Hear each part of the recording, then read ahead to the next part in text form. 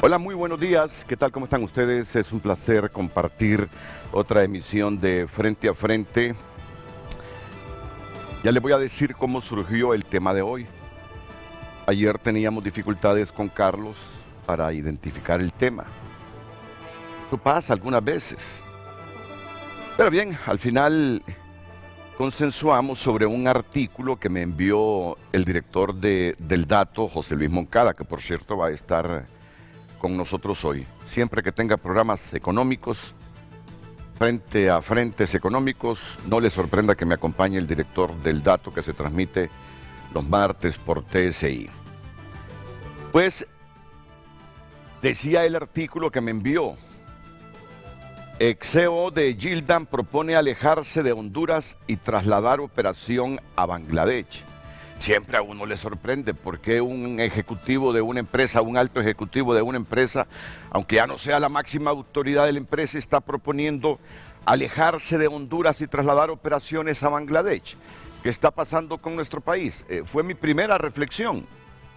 Y todo lo que tenga que ver con generación de empleos o con empresas que prefieren otros países para ir a invertir y generar empleo en otros lados, dejando el nuestro, pues nos debe preocupar.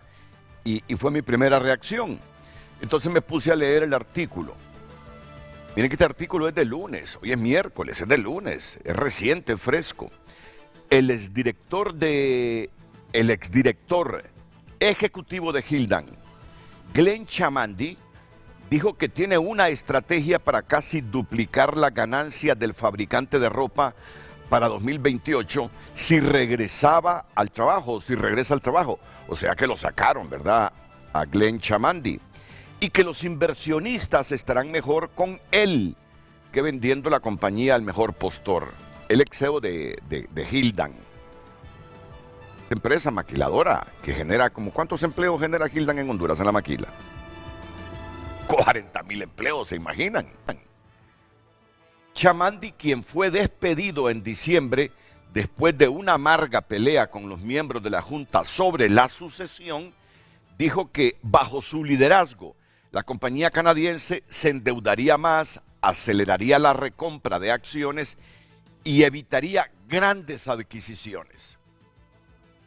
El objetivo es aumentar rápidamente las ganancias por acción y elevar el precio de las acciones a $60 para fines del próximo año y más de $100 en unos 5 años.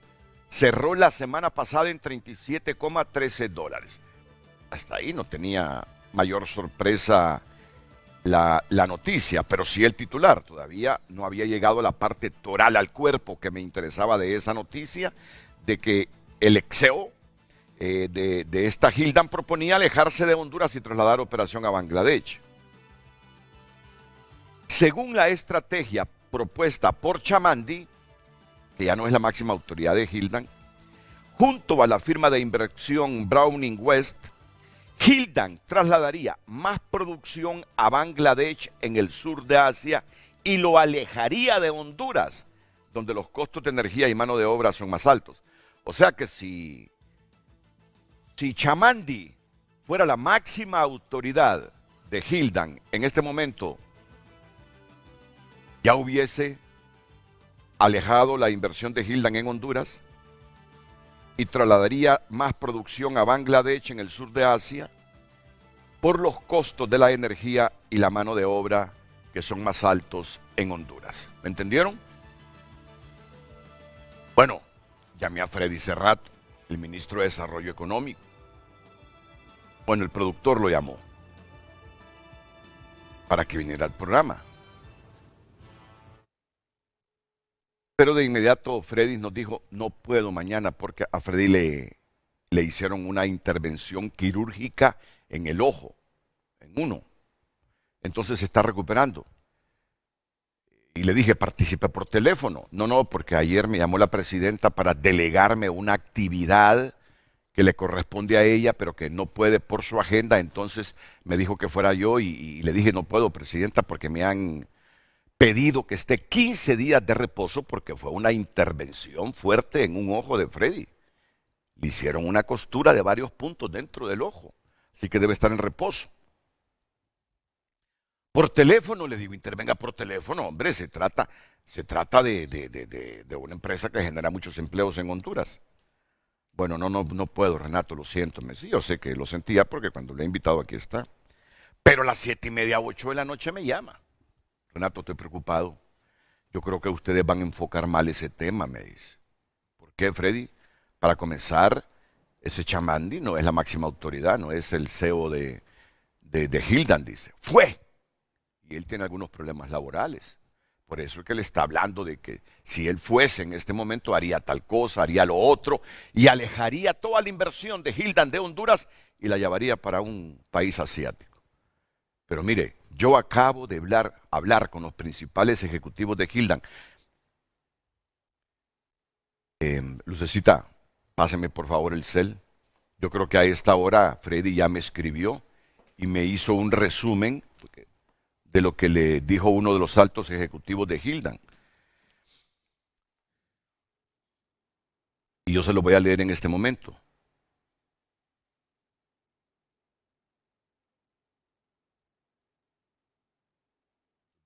Freddy Cerrato. Andaba ubicándolo mal, andaba en...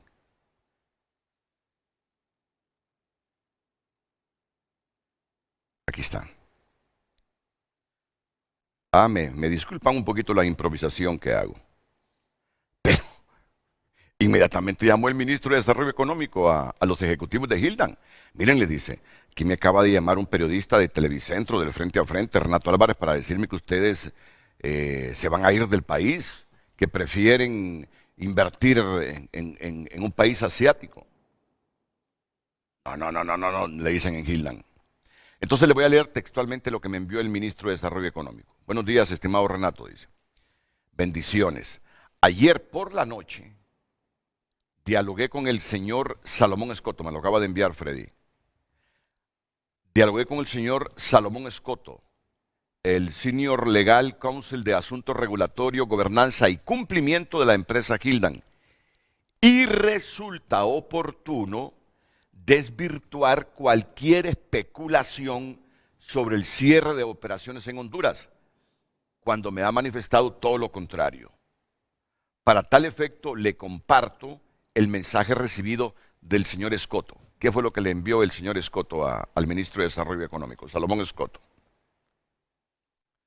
Honduras continúa siendo un centro de manufactura importante para Hildan y todo sigue como de costumbre.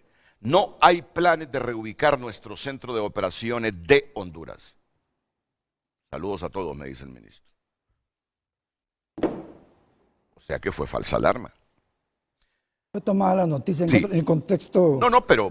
Es decir, la noticia está correcta porque lo que hace Dinero HN es reproducir un artículo que está acreditado a alguien, correcto.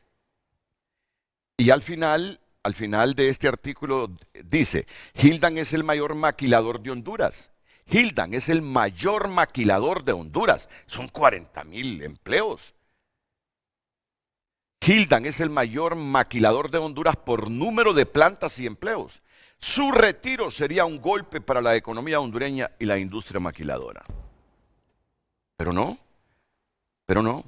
Aquí el señor Salomón Escoto, le ha escrito al ministro de Desarrollo Económico, Honduras continúa siendo un centro de manufactura importante para Hildan y todo sigue como de costumbre. No hay planes de reubicar nuestro centro de operaciones en Honduras. Creo que queda claro, ¿no? Creo que queda claro. Bueno, pero hay que hablar de ello, porque hay alguien que, aunque ya no sea la autoridad de esta empresa,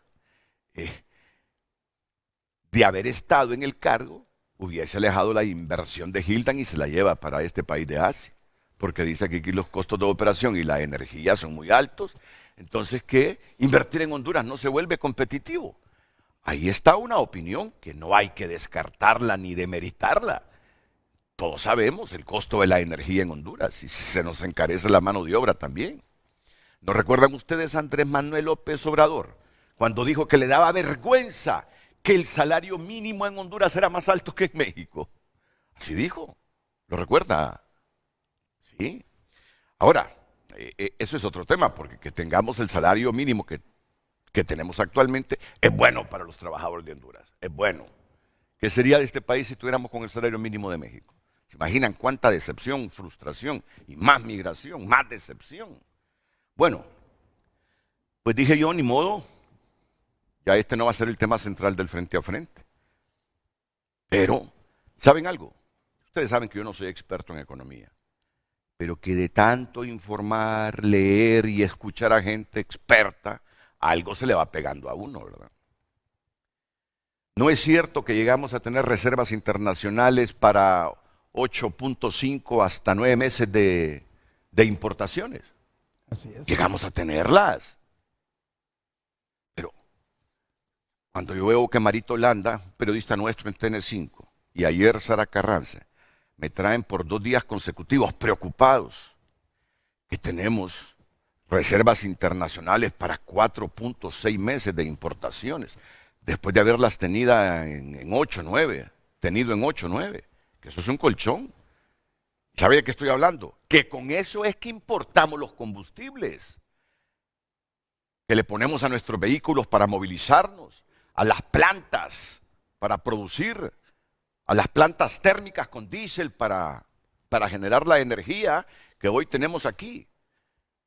Es que la gente debe entender esto. Sabe que con esas reservas, con esos dólares, es que importamos las medicinas que pasamos comprando todos los días. En este grupito de 3 que estamos aquí, estoy seguro que alguna pastillita tenemos que ir a comprar mensualmente en la farmacia. ¿Sí o no, doctor Nelson Ávila? Sin duda. Claro. ¿Sí o no, don José Luis No, Moncada? no una, varias. Claro. Solo yo tengo que estar con 3 pastillas y diferentes para controlar la presión arterial. Solo por la presión arterial. Ya se imagina por otras falencias o achaques. Yo estoy seguro que aquí más de una pastillita nos tomamos todos. Entonces todo eso no se compra con lempiras. A menos que sea una empresa nacional, una droguería nacional que fabrique algún medicamento. Pero la mayor parte de los medicamentos vienen de afuera. Entonces eso se compra con dólares. Eso se compra con dólares. Y así muchas cosas, muchas cosas. Por lo tanto, mi reacción fue de preocuparme porque de haber tenido reservas en 8 o 9 meses, las tenemos en 4.6. Digo, ¿qué pasa? ¿Por qué estamos gastando así los dólares? Bueno, yo sé que hay economistas y ahí mismo en el gobierno, uno de ellos es Edwin Araque, el presidente de Banprovi, que dice, no hombre, dice, suficiente con 3.5 meses para importaciones de reservas. Suficiente con 3.5 meses. Pero bueno, no deja de preocuparnos este asunto. Por eso es que hoy aquí está con nosotros don Nelson Ávila. ¿Qué tal, Nelson? Mucho gusto. Bienvenido. Muchísimas gracias. Es un placer tenerlo en el programa. Igualmente. José Luis, bienvenido. Está por llegar el director de investigaciones del Instituto de Ciencias Económicas de la Universidad Ricardo Matamoros, que tuvo que buscar una vía alterna porque hay un accidente ahí en esa carretera que va para Valle de Ángeles enorme. Se tuvo que venir por Santa Lucía, caer acá por Suyapa y salir por el santuario. ¿Se imaginan qué vueltota la que dio? Sí. Bueno, este es el tema de hoy. Que lo resume Lucecita Madrid. Buenos días, bienvenida. Claro que sí. Muy buenos días. En pantalla el tema de hoy. La caída de las reservas internacionales debería ser motivo de preocupación. ¿Qué piensa usted? Recuerde enviar su opinión a través del número de WhatsApp que está en pantalla, 9773-6065, y a través de cada red social nos encuentra como Frente a Frente HN. Comparta su opinión. Frente a Frente presentó el tema del día.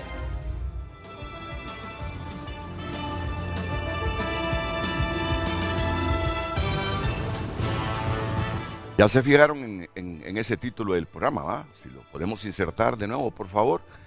La caída de las reservas internacionales debería ser motivo de preocupación. Esa es una pregunta, no estamos afirmando nada. ¿Debería ser motivo de preocupación? ¿Qué piensan ustedes? Ustedes me pueden decir, sí, Renato, pero también me pueden decir, no, ¿y de qué se preocupa? Si con 3.5 meses, que históricamente es lo que hemos tenido de reservas internacionales para importaciones, hemos sobrevivido. Bueno, pero por eso están los expertos aquí, para que me expliquen si esto debe ser motivo de preocupación. Pero comencemos con lo de Gildan. nos alienta lo que la máxima autoridad de Gildan en Honduras dice en este momento, pero tenemos un problema con los costos de producción en el país, ¿o no, Nelson? Vea, para ser competitivo se requieren 5 elementos. Competitivo. 1, competir en calidad. 2, competir en precio. 3, competir en volumen. 4, competir en servicios de postventa. Esto sobre todo es aplicable para altas tecnologías, ¿verdad? O sea, hay empresas productoras de computadoras que dan ese tipo de servicio. Y quinto, un elemento capital, competir en, sin duda, productividad.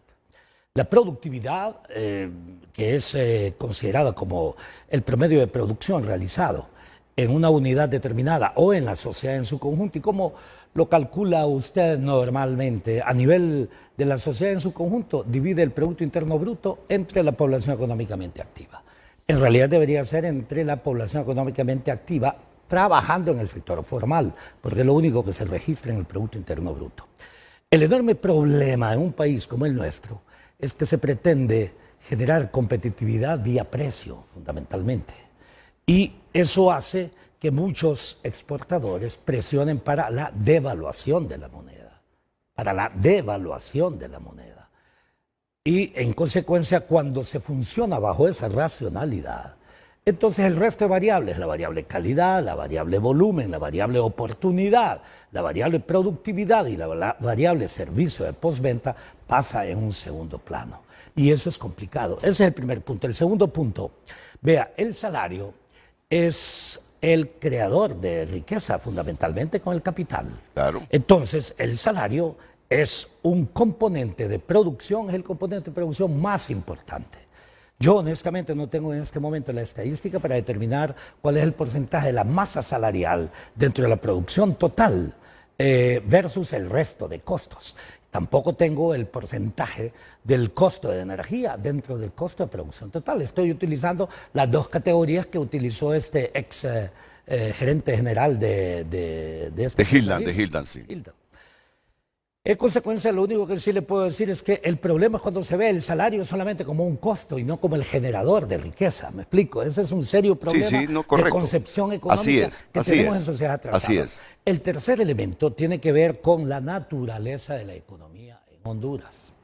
En Honduras, el modelo económico apenas absorbe 1/3 de la población económicamente activa cada año. Me explico. Cada año llega al mercado del trabajo, o sea, por su edad, jóvenes que ingresan a la población económicamente activa, ¿no es cierto? O sea, personas en edad de trabajar. Cerca de 140,000 personas al año. De esos 140,000, el sector formal apenas absorbe 1/3. Esto significa, en realidad, que apenas 40,000 personas van a obtener trabajo en el sector formal. El resto está condenado o al desempleo o a hacer el trabajo informal. ¿Me explico? Por eso es importante el emprendedurismo, sin duda alguna, que tenemos que promoverlo para que la gente piense en realidad como creador, como innovador. Entonces, en una sociedad como la nuestra, ese es un problema. Y correlacionado con el tema que usted tiene, le diré, tenemos otro problema. Fíjese que las remesas, o sea, ¿cuál es el origen de las reservas internacionales? Son 3 fuentes. Sí. La primera, remesas. ¿En Honduras? Sí, en Honduras, remesas. La segunda, exportaciones. Sí. ¿Verdad? Sí, sí. Y la tercera, préstamos. Sí. La mayoría es generada por los excluidos de Honduras.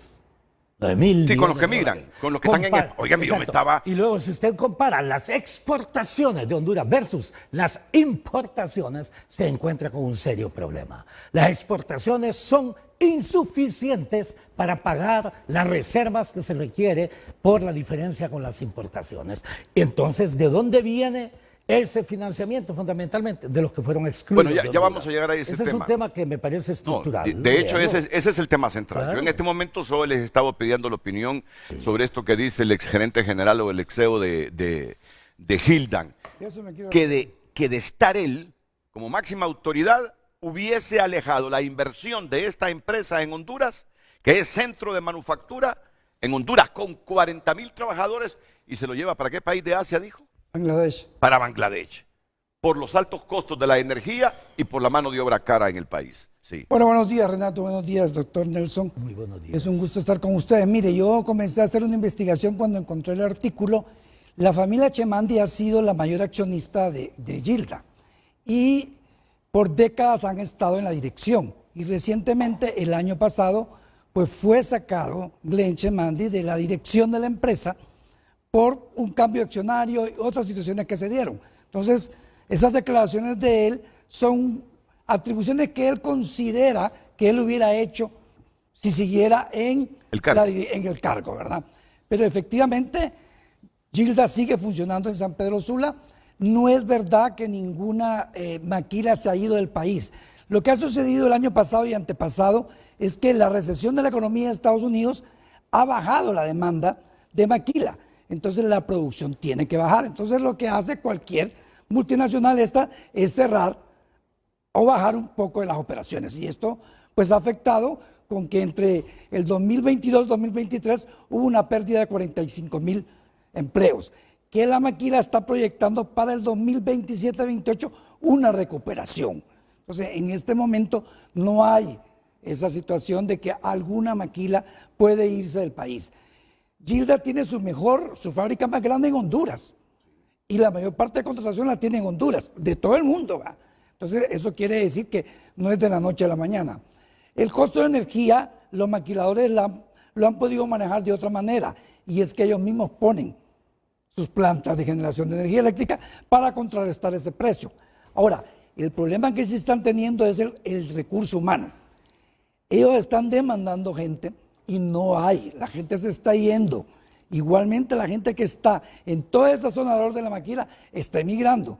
Por una parte, entonces, esos tienen una falta de recurso humano, y lo otro es la gran rotación que hay, porque para la maquila preparar a alguien son 4 a 6 meses que tienen que prepararlos, y si hay rotación porque la gente se está yendo, es un proceso que atrasa la operatividad de la maquila, ¿verdad? Entonces los problemas son de otro índole en este momento y están tratando de trabajar para seguir manteniendo. Recordemos que la maquila ha generado desde la década del 80 una estabilidad en la zona norte y una generación de empleo, aparte de los beneficios que reciben de salud. Ustedes saben que la maquila contrata 200 médicos, 60 enfermeras, tiene transporte para sus empleados y les está generando vivienda. Entonces, dentro de la estructura económica del país, es un componente que tiene una fortaleza que hay que cuidar. Es más, la política del gobierno debe ser atraer más inversión en maquila y diversificación de la maquila, como ha hecho Costa Rica, ¿verdad? Entonces tenemos que avanzar hacia esos pasos. Bueno, miren que... Perdón, tenemos que avanzar hacia esos pasos, pero tenemos que ser lo suficientemente inteligentes también para, utilizando la última palabra, diversificar la maquila. ¿Cómo es que en Costa Rica, y yo estoy claro, ¿verdad? Un país de 9 y fracción años de educación versus un país de 5.6 años de educación. Y se queda corto. En Honduras, Costa Rica son 11 años de escolaridad, se queda corto con 9. Sí, pero hay algunas discusiones al respecto, pero en todo caso es casi el doble del promedio de años acá. Y Costa Rica ha logrado desarrollar, sobre todo, este tipo de producción en componentes electrónicos, en ensamblaje, etcétera, etcétera. Yo creo que en Honduras es importante también que generemos una estrategia de diversificación. No, está bien eso, pero mire, pero antes de eso... de gente estudiada o con cierta educación que sí lo puede Pero hacer. antes de eso, tenemos un problema que aquí no le damos importancia que resolver. Tenemos un problema que no le estamos dando la importancia, si es que lo vivimos casi todos los días. Si usted busca un albañil reconocido para que le vaya a hacer alguna reparación a su casa y este albañil requiere de 2 asistentes, le está siendo difícil al albañil encontrar 2 asistentes. Claro, No encuentra, y cuando pregunta, ¿y qué se hizo Roberto, el que me ayudaba antes? ¿Y qué se hizo Ramiro, el que me ayudaba antes? ¿Y qué se hizo Pedro, el que me ayudaba antes? Se fueron. ¿Para dónde se fueron? Para España, para Madrid.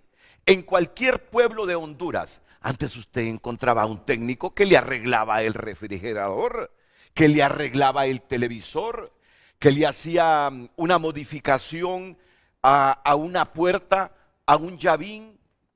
Hoy en los pueblos de Honduras es difícil encontrar un albañil, un técnico en electrodomésticos. Es sumamente difícil. Y cuando la gente pregunta, ¿y qué pasa en este pueblo? Desarrollado y todo. Ha mejorado el comercio, hay más movimiento, hay 3 agencias bancarias, hay una circulación vehicular enorme. La gente se ha ido. Mire, problemas elementales que no encontramos, trabajadores porque emigraron. Son las cositas antes de ver si llegamos a estadios de desarrollo como los de Costa Rica. Debemos comenzar por retener a nuestra gente, a los técnicos nuestros. Yo les he contado esta historia. Estoy en una ferretería, una señora que gana 12,000 empiras al mes. El otro día preguntándome, don Renato, ayúdeme con la embajada, por favor, a conseguir una visa. ¿Por qué? Le digo, mire, ya con 12,000 empiras ya no puedo vivir en el país. Y hace algunos días se fueron, el jefe de electricidad de esta ferretería se fue para Estados Unidos, dice, y ahora les está mandando remesas para que reconstruyan la casa a sus hijos. Yo me quiero ir, no aguanto más, y con un salario de 12,000 empiras. ¿Qué vamos a hacer si todo este tipo de gente que produce y genera riqueza porque quiere un poquito más, al menos encontrar un empleo se nos va? Es un problema estructural que hay que resolverlo, sin duda alguna. Pero también es complejo en el sentido de que no solamente es una explicación económica y de oportunidad, sino que también es una explicación de violencia. Infinidad de personas salen de Honduras no solamente por la ausencia de oportunidades, lo cual es estructural, sino que al mismo tiempo el tema de la inseguridad, todos lo sabemos. Hay que atacar ambos elementos simultáneamente. Hay formas de hacerlo, sin duda. Pero aquí volvamos al punto de origen.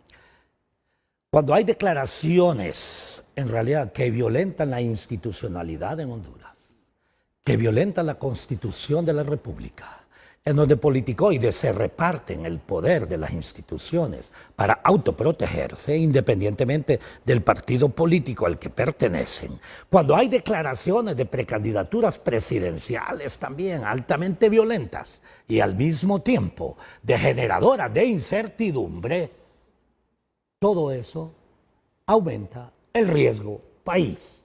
Y al aumentar el riesgo país, significa que hay menos inversiones en Honduras. Tanto inversión directa interna, que es muy baja lamentablemente, como inversión directa externa. Todavía nosotros estamos muy por debajo de la magnitud de la inversión directa extranjera que teníamos nosotros entre el año 2000 y el 2008. Aproximadamente. Estamos a menos del 70% todavía. ¿Qué le demuestra? Problemas estructurales también, comportamiento de politicoides que generan en sus declaraciones también efectos económicos adversos al interés de la nación. O cuando usted observa también, me disculpa, precandidaturas presidenciales altamente vinculadas a esquemas que en los Estados Unidos, en realidad, es a través de su marco jurídico el único país que está ejecutando ese marco jurídico y no Honduras, que es donde ejercieron esos actos criminales, muchos de ellos ligados a los partidos políticos. Le diré, ¿cree usted que hay condiciones para que venga la inversión en Honduras y en consecuencia que aumentemos las reservas internacionales por la vía de la inversión? No. Esa es la respuesta. Entonces yo les pediría, perdón. A eso hay que sumarle la condición de los países vecinos, que está mejorando y se está fortaleciendo. Guatemala, en este momento, mire, Guatemala es un país que a mí me ha llamado la atención. Ahí la empresa privada no está tan preocupada a quién llegue a la presidencia.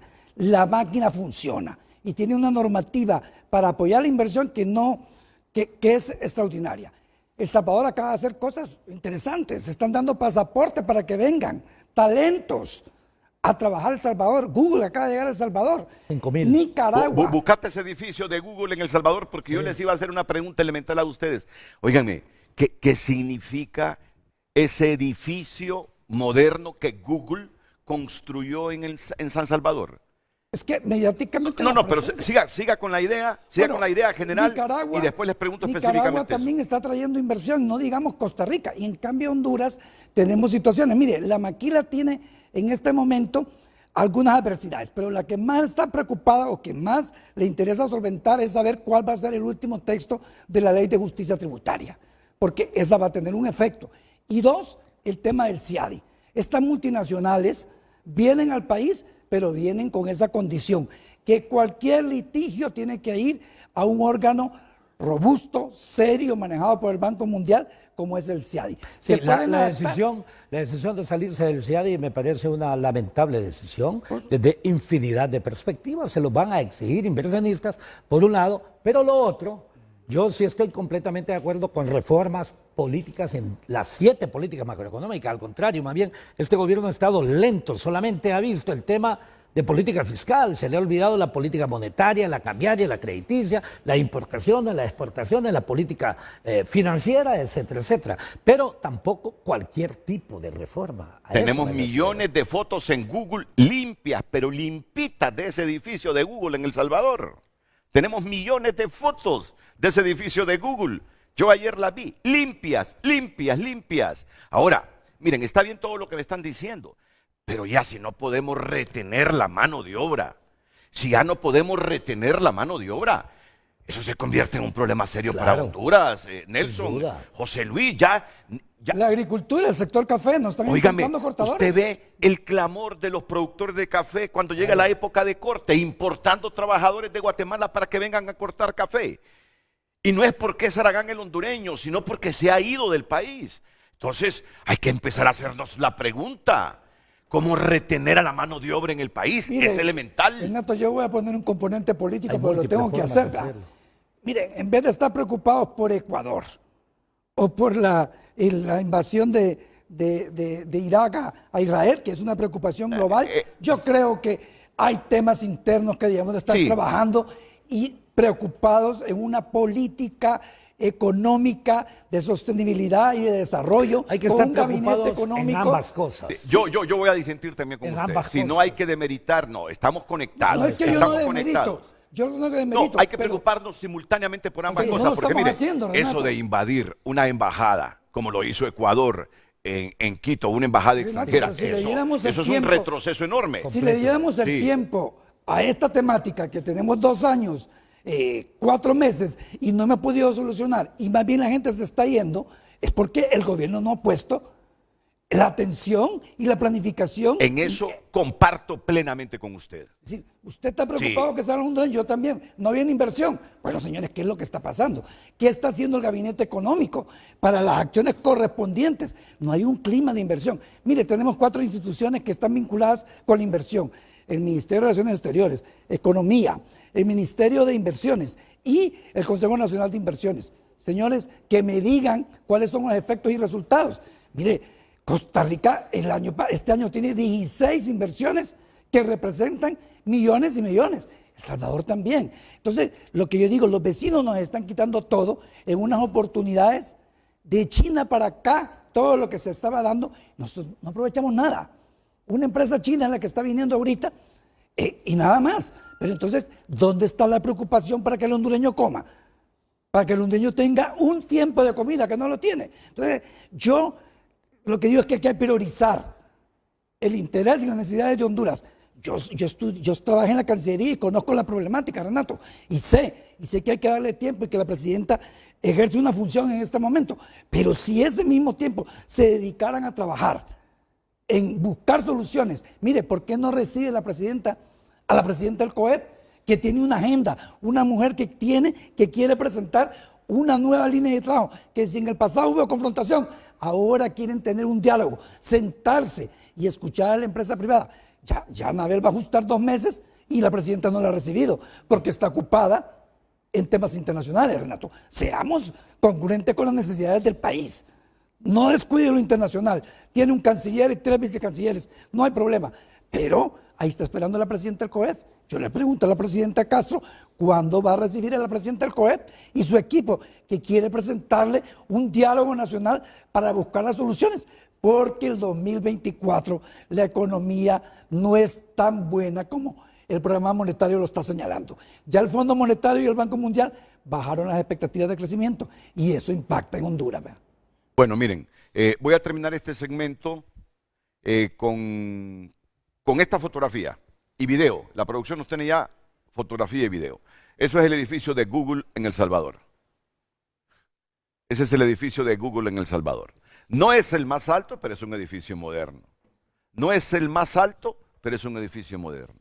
Ahora, la marca Google en todo el planeta pesa. Y yo como ciudadano de Centroamérica voy a San Salvador y veo ese edificio Google, por mi cabeza pasan un montón de ideas. ¿Y Google qué está haciendo aquí? ¿Y Google por qué prefirió aquí? ¿Y Google por qué hizo esta inversión aquí con este edificio tan moderno? Decisiones políticas que tienen impacto económico. Por eso hay que tener mucho cuidado en lo que se habla, en lo que se dice. ¿Qué Y hay representa para algunos usted? funcionarios públicos, ¿Qué perdón, representa para usted la construcción de ese edificio de Google en San Salvador?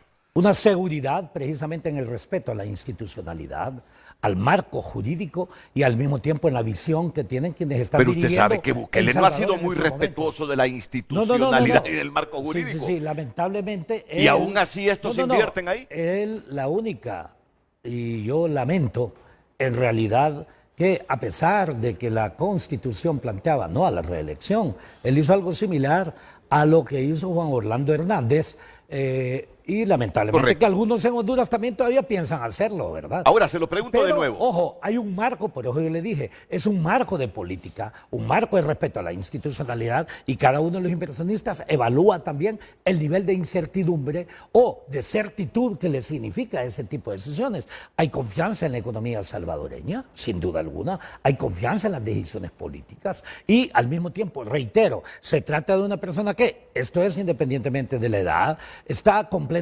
consciente del mundo actual, del impacto de lo que significa al mismo tiempo la tecnología, que le da una enorme importancia a ese tema. Correcto. Mientras que el resto de países circundantes, esencialmente Honduras, estamos concentrados precisamente en politicoides del pasado corresponsables del caos en Honduras y que se pretenden erigir nuevamente en opción política. Así no le vienen nuevas inversiones. Google no vendrá a Honduras, por ejemplo, si persisten ese tipo de hechos. Reflexiono. Algunas políticas económicas está tomando El Salvador que inspiran a una transnacional como esta, a una marca universal como esta, a construir su propio edificio en El Salvador. Me imagino que es por algo. Ha llegado ya don Ricardo Matamoros, que es el director de investigaciones del Instituto de Ciencias Económicas de la Universidad Nacional Autónoma de Honduras. Una inversión como la de Google en El Salvador, ¿por qué se hace? Obedece, muy buenos días. Obedece principalmente a algo que señalamos como Universidad Nacional cuando se estaba discutiendo, cuando era un anteproyecto, la Ley de Justicia Tributaria. Mientras en Honduras estábamos pensando en una forma negativa con el tema de exoneraciones y en vez de pensar en cómo mejorarlo, justamente en El Salvador aprobaron un paquete de incentivos a inversión extranjera en tecnología y donde lo que hicieron es que repensaron el esquema. Por ejemplo, para este tipo de inversiones, si bien es cierto, tienen incentivos de tipo fiscal, están también solicitando que, por ejemplo, hay cuotas de empleados salvadoreños que van a ser formados y también tiene que ver con el tema de transferencia tecnológica, un poco imitando, ¿verdad?, guardando las distancias del modelo que utilizó China para atracción de inversión extranjera directa, que en el fondo lo que estaban haciendo es que en el largo plazo aprovecharon esa inversión para generar capacidades nacionales, no solamente en términos de formación, sino también en temas de investigación e innovación. Y El Salvador le está apostando a ese modelo. Entonces esto es el primer resultado, digámoslo, de ese paquete de incentivos a inversión extranjera directa. Bueno, reflexionemos. Expresiones de Ricardo Matamoros, el director de investigaciones del Instituto de Ciencias Económicas de nuestra principal universidad pública, la Universidad Nacional Autónoma de Honduras. Y miren qué titular: Google llega a El Salvador con miras a desarrollar gobierno digital y educación. La primera apuesta de la llegada de Google a El Salvador es digitalizar servicios de gobierno digital. Fíjese bien. Siglo XXI.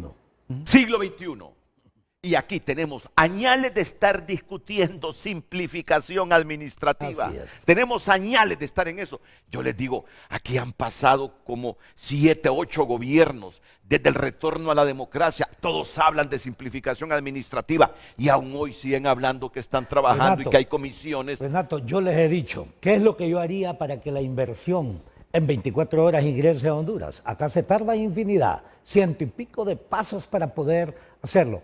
Vea, en los Estados Unidos, en la época del presidente Clinton, cuando se discutía el tema de los homosexuales dentro de las Fuerzas Armadas, él aplicó una ley que dijo, no preguntes, no lo digas. ¿Me explico? Nadie tenía derecho a preguntarle a la persona y la persona no tenía ninguna obligación para poder decir sus preferencias, que son muy personales y hay que respetarlas. Correcto. ¿Qué es lo que yo haría en el plano económico? Bueno, diría, invierta ahora, pero no haga esto. ¿Me explico? ¿Qué es lo que ocurriría? Yo pago un canon en una caja única, qué sé yo, toda nueva empresa, qué sé yo, que pague en promedio 20,000 empiras, por decir algo, ¿no es cierto? Para los costos que eso significa. Y usted le da el pliego de qué no hacer en materia de política laboral, qué no hacer en política fiscal, qué no hacer en política ambiental, etcétera, etcétera. Y la persona puede iniciar en 24 horas su actividad. Ahora, los organismos de gobierno que supervisen. Y si violentaron todas estas disposiciones, aplíquele en consecuencia las acciones correspondientes. Pero no limite la inversión. Eso es elemental. La inversión genera riqueza a través de la producción y esto genera 3 elementos fundamentales. 1, masa de salarios aumenta. 2, masa de ganancias. 3, masa de impuestos. Fundamentalmente directos e indirectos. Nelson, para ahí. Sí. ¿Cree usted que este gobierno con sus políticas limita la inversión? Sin duda.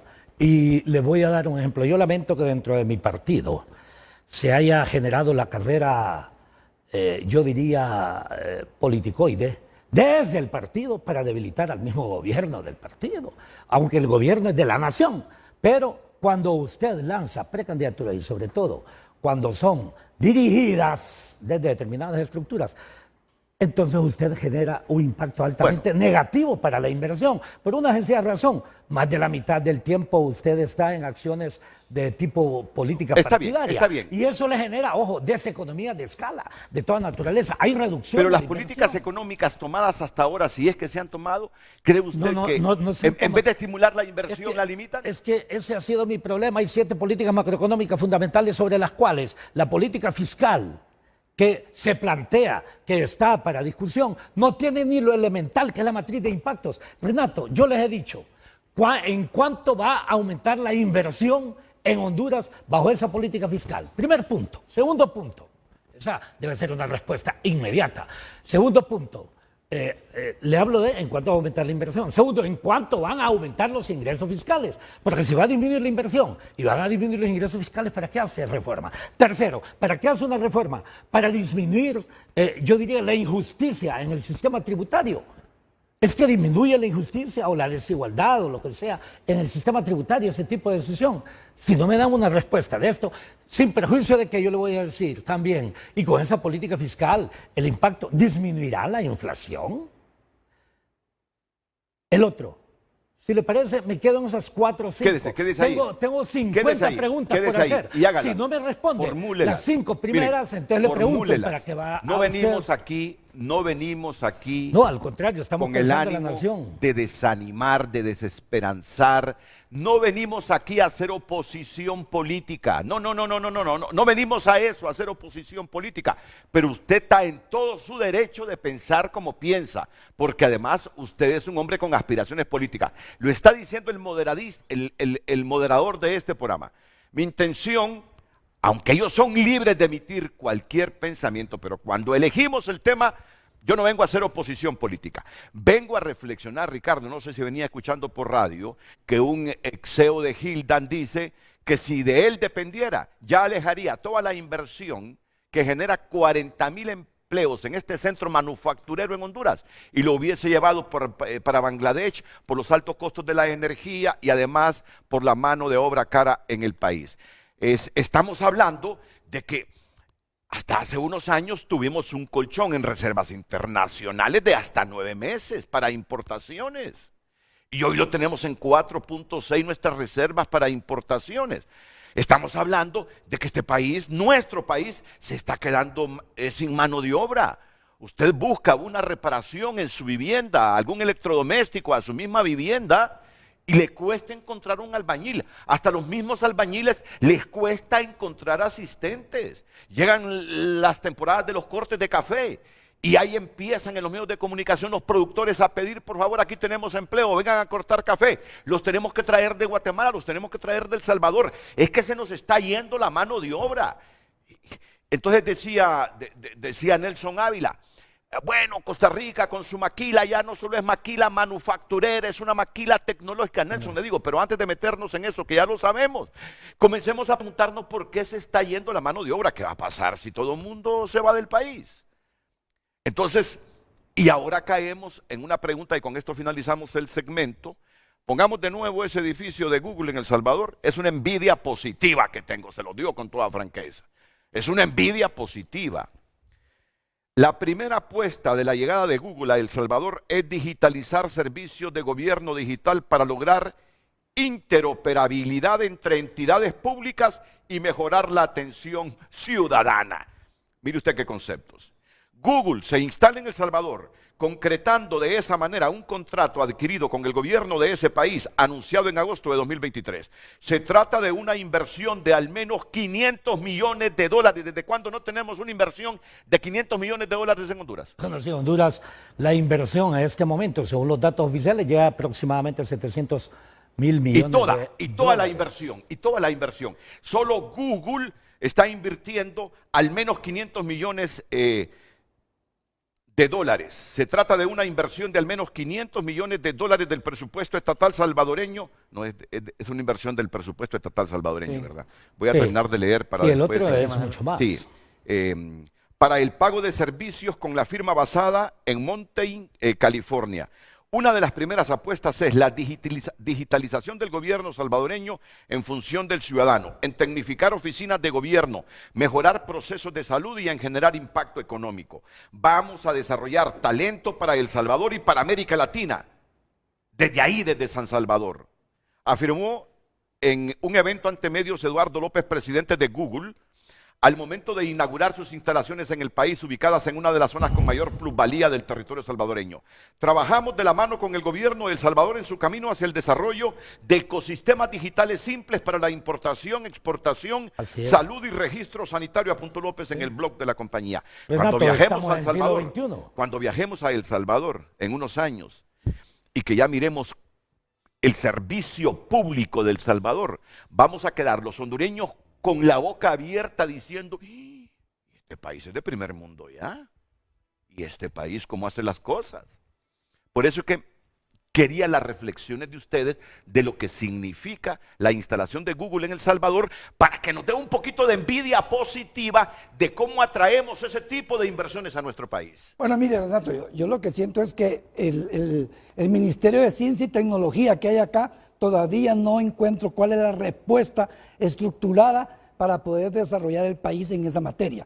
No tenemos ni un 10% de gobierno digital que pueda responder. Si no hay interconexión entre los ministerios, entre las instituciones.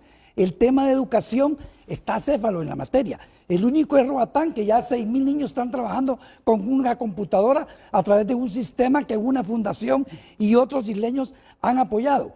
Yo que manejé un programa digital, el Honduras Digital Challenge, le puedo decir que en Honduras hay mucha capacidad, mucho talento, lo que necesita es oportunidad. En el interior del país hay gente talentosa que ha llegado a la primaria, pero en tecnología está al alcance. Yo le digo, gente que nosotros mandamos a Londres, que mandamos a San Francisco, que mandamos a Chile, con mucha capacidad, pero el gobierno no tiene una política clara. Y la empresa privada está caminando un poco porque dice, ¿de qué me sirve a mí adelantarme si la otra parte está atrás? Esto es que tienen que caminar al mismo tiempo.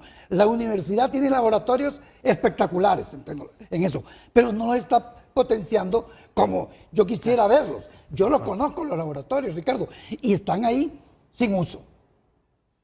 Es una realidad de la Universidad Autónoma. Ricardo, tener una marca de estas en un país pequeño, que tiene la dimensión de un departamento de nosotros, Más grande el ancho. tener una marca de estas en un país como El Salvador, ¿qué tanto impacta en la visión del inversionista extranjero para ir a ver qué está pasando en ese país e invertir en esa nación? Creo que lo que hemos estado conversando hoy es la muestra de justamente el impacto que se quiere lograr. En realidad es más de tipo simbólico, ¿verdad? Porque de hecho el edificio es del gobierno de El Salvador, ¿verdad? La inversión es justamente orientada. Pero tiene ese impacto, ¿eh? Claro, claro, tiene ese impacto simbólico desde el punto de vista tanto nacional y principalmente externo, ¿no? El hecho de que una compañía, ¿verdad?, de las más grandes del planeta, se afinque en un país tan pequeño, en una región, ¿verdad?, tan poco desarrollada. Definitivamente lo tiene y lo que busca es justamente poner ese foco de atención de otros inversores, de otras empresas para poder atraerlo. Definitivamente, eso es importante. Ricardo, ¿te impresiona la visión de Bukele en la parte económica? No tanto. No hablemos de derechos humanos, de respeto al Estado de Derecho, de Constitución, porque ya sabemos cómo está en el poder, cómo se religió, mejor dicho, cómo se religió. Pero su pueblo lo apoya. ¿Te impresiona a ti las políticas económicas de Bukele o no? No, Hasta este momento no ha tomado decisiones de política económica Fuertes. trascendentes. Exacto. No. Ok. Hay dos elementos. De acuerdo, o sea, la política económica en realidad no es, cuando uno analiza en la misma línea que decía Y los Don indicadores lo Nelson, demuestran. exacto, entonces cuando uno analiza, por ejemplo, las medidas de política económica estrictamente, ¿verdad? Y que uno podría hacer análisis y decir, ok, esto va a impactar en inversión, en dinamismo económico, etcétera, no lo va a haber. Entonces no esperamos, por lo menos hasta este momento, con las medidas que se han tomado, que El Salvador vaya a crecer, por ejemplo, tasas siquiera arriba de 4%. Sí, pero ese paquete de reformas que hicieron para atraer capitales, Bueno, es que él dice Sí, que él manejó pero- la cosa por paso. Primero fue a la seguridad, darle seguridad a la ciudadanía, y ahora está hablando de abrir el campo económico con un componente de innovación y tecnología que para mí es buena la idea. De acuerdo. Ahora, que lo case y lo lleve y lo desarrolle con impacto es Eso otra es cosa. otra cosa. De hecho, en sus promesas de campaña, ¿verdad? Justamente para este segundo periodo, justamente la oposición, ¿verdad?, le señalaba eso. Y entonces él dijo de que justamente a partir de este segundo periodo venía entonces el dinamismo y el desarrollo económico, pero hasta este momento no hemos escuchado por lo menos de políticas completas. Porque de nuevo, ¿no? Estas señales son buenas, este paquete de incentivos es bueno, pero esto tiene que ir acompañado, ¿no?, de un conjunto de acciones, ¿no? O sea, esto es... ok. Entonces, para terminar y que no quede confundida la gente, ese edificio, eso es presupuesto de El Salvador. Sí, Ese edificio de Google que se compromete a digitalizar y eso es muy positivo. el gobierno salvadoreño, toda la parte administrativa, hospitales, escuelas, colegios. Ese diría yo que es el segundo, la segunda gran señal que están dando. Hay que recordar que en Honduras, según investigaciones que nosotros hemos hecho, el segundo gran problema que tenemos para que el sector empresarial, el ecosistema empresarial, no crezca más, no sea más dinámico, resiliente, crezca, es justamente el tema de la libertad y facilidad de operaciones, que tiene que ver justamente con estas interacciones del gobierno, o sea, el tiempo que le lleva y los pasos que le lleva, sacar una licencia, renovarla, un permiso, pagar impuestos, etcétera. Esta facilidad que tiene justamente para poder hacer sus negocios de manera legal. Ese es el segundo gran problema que afecta al Ok. ecosistema empresarial. Mire, yo quiero una conclusión de ustedes de lo que hemos estado hablando. Una breve conclusión. Y ya luego vamos a pasar a lo otro. Ustedes son estudiosos, son expertos en economía. Lo que uno aprende, lo aprende de ustedes y de la lectura a que está obligado uno a hacer para no venir a hacer el ridículo a estos programas hablando con expertos. Pero yo hago una comparación que no es que me aterra, pero no me deja de preocupar. Digo, yo voy a consultar. ¿Les parece correcto que a esta altura, después de haber tenido reservas para 8 meses, para 9 meses de importación, las tengamos en 4.6? ¿Les genera un poquito de preocupación o les parece que estamos en lo normal? Por favor, me van a explicar después. Ahora solo quiero una pequeña conclusión de este tema que hemos La abordado. primera conclusión, la economía es una ciencia. La economía no es un laboratorio, las naciones no son un laboratorio. Ok. Y en consecuencia la improvisación y o dejar en manos de personas sin formación o sin experiencia económica, en donde los problemas fundamentales de una nación, la pobreza, tiene origen político y origen económico. La ineficiencia del sector público tiene también raíces de esa naturaleza. La capacidad de exportación tiene sus mismos orígenes, pero sobre todo la necesidad de hacer profundas reformas en las estructuras económicas es una decisión política, pero reitero, con amplio Vamos a ver. conocimiento Vamos a ver, económico. era una conclusión Ningún breve. político, perdón, ningún político que conozca, o sea, si un político no conoce sobre economía, no es político. Lo mismo que un economista que no conozca sobre política, no Ok, es yo economista. quiero que la gente toda, indistintamente de su nivel de conocimiento, entienda lo que está diciendo Nelson Ávila. Por eso se lo voy a preguntar más sencillo.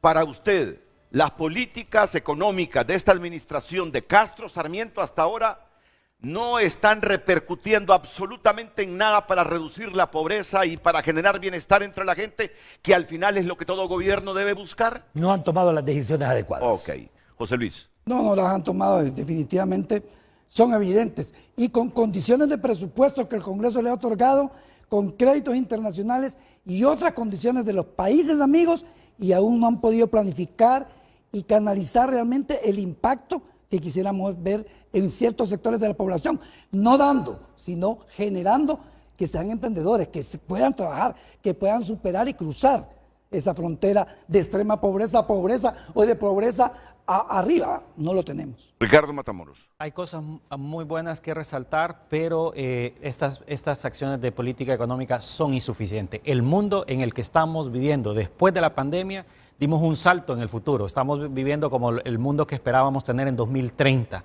y nos estamos quedando atrás. Esto que estamos conversando, porque estamos poniendo otro ejemplo, a otros países, por ejemplo, son países que están implementando acciones justamente porque están entendiendo que el contexto mundial es diferente y continuará siendo diferente. Usted me provoca No que le haga estamos dos preguntas. Primero, estamos ¿qué atrás. resaltaría en cuanto a fortalezas de este gobierno? Para reducir pobreza, para generar empleo. Considero que por lo menos desde el punto de vista ha sido positivo, se han salido un poco de la ortodoxia, por ejemplo, en la política monetaria, y que por lo tanto ha permitido enfrentar el tema de la inflación de una manera diferente a lo que lo han hecho el resto de los países de América. Yo sé que hay mucha discusión sobre eso, pero el hecho de haber subido los tipos de interés nos hubiese afectado al sector empresarial fuertemente. Eso creo que ha sido muy positivo. El problema estuvo en el que eso no fue acompañado de las acciones de política fiscal, ¿verdad?, que permitieran aprovechar ese impulso de mantener las tasas bajas para impulsar el crecimiento económico. Y la reducción de las tasas de interés. Siempre lo hemos dicho nosotros, o sea, lo que se ha hecho es entonces que se metió el acelerador, pero por el otro lado el freno, ¿no? O sea, no se acompañó justamente para aprovechar esa política monetaria, cambiaria que se estaba haciendo para haber crecido. Nosotros hicimos los escenarios y lo publicamos.